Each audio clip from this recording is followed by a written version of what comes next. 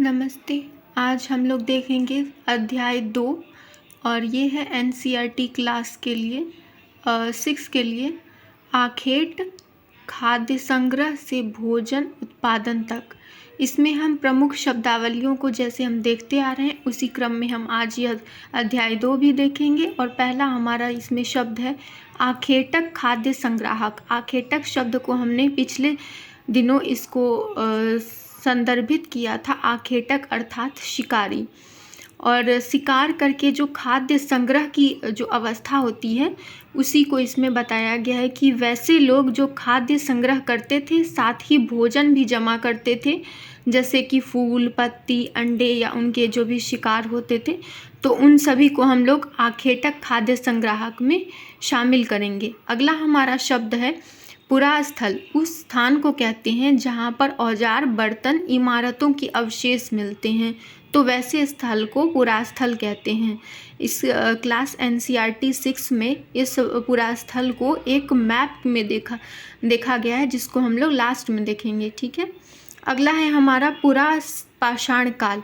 पुरा अर्थात होता है प्राचीन, और पाषाण जो होते हैं वो पत्थर को संदर्भित करते हैं, उसके अर्थ में प्रयुक्त होते हैं। तो इसके जो कालखंड को बताया गया है वह है 20 लाख से 12,000 वर्ष पूर्व तक। अगला हमारा है मध्य पाषाण युग। इस काल में पर्यावरणीय बदलाव होते हैं, जैसे कि बहुत अधिक गर्मी हो जाती है, तापमान बहुत अधिक बढ़ने लगते हैं। तो इन सब का जो क्रम होता है यह 12,000 वर्ष से 10,000 वर्ष पूर्व तक में होता है।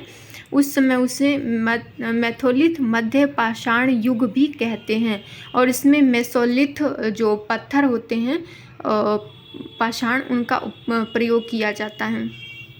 अगला है जो नव पाषाण युग। यह 10,000 साल पहले से होती है, और इसमें जो है खेती और विभिन्न प्रकार के क्रियाकलाप होते हैं। अब हम इसमें देखते हैं कि मानव का जो एक क्रम हुआ है कि मानव ने सर्वप्रथम किस किस क्रियाकलाप को किया है, उसके क्रम को देखेंगे कि सबसे पहले आखेटक संग्राहक के रूप में उसने अपने शिकार को पहले खाना शुरू किया, फिर संग्रह की अवस्था आई, फिर तत्पश्चात जो है कृषक यानी कृषि खेती करने का काम उन्होंने किया, फिर उन्होंने धीरे धीरे पशुपालन की ओर अग्रसर हुआ, और फिर स्थायी आवास बनाकर एक जगह स्थान पर रहने लग गए।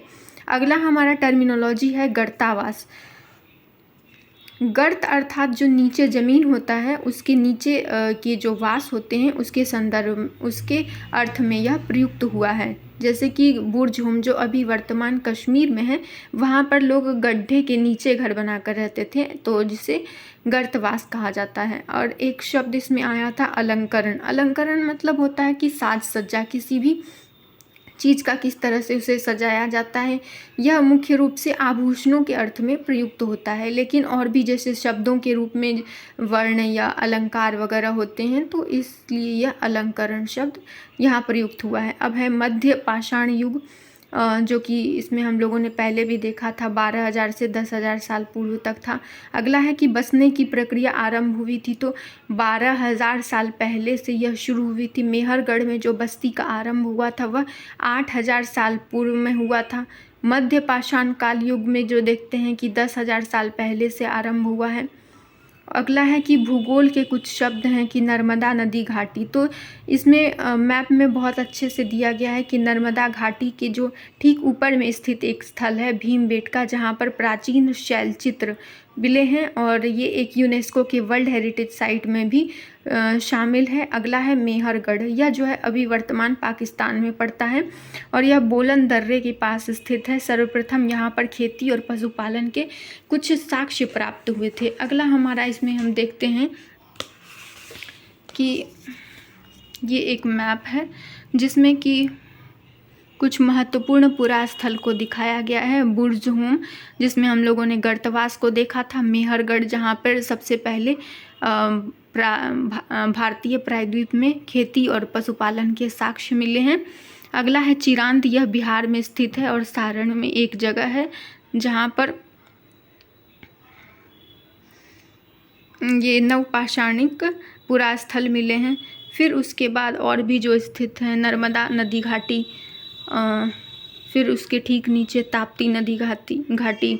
अगला है गोदावरी नदी, यहाँ पर इनाम गांव जो हम आगे के आने वाले अध्यायों में पढ़ेंगे। फिर कृष्णा नदी घाटी के पास हुसंगी है, कुरनूल की गुफाएं, ब्रह्मगिरी है, पय्यमपल्ली, कावेरी नदी आदि, चन्नलूर, ये सब चीज़ें हैं। और ये भारत का मैप है। अगला हम इसमें 2 मैप में शब्द आए थे तो उनको भी हम लोग एक बार एक नज़र देख लेते हैं। इसमें हमारा पहला था कि फ्रांस, तो ये देखिए ये एक यूरोपियन कंट्री है जिसमें हम लोग देख सकते हैं कि फ्रांस जो है ये जर्मनी के दक्षिण में स्थित है, दक्षिण पश्चिम कह सकते हैं। अगला हमारा शब्द था एक तुर्की के एक संदर्भ में हुआ था हाल में, तुर्की का भूकंप भी हम लोगों ने देखा था और इसमें भारत की एक ऑपरेशन हुई थी दोस्ती। तो ये इस तरह से हमारा मैप का ये वाला चैप्टर भी समाप्त होता है। धन्यवाद।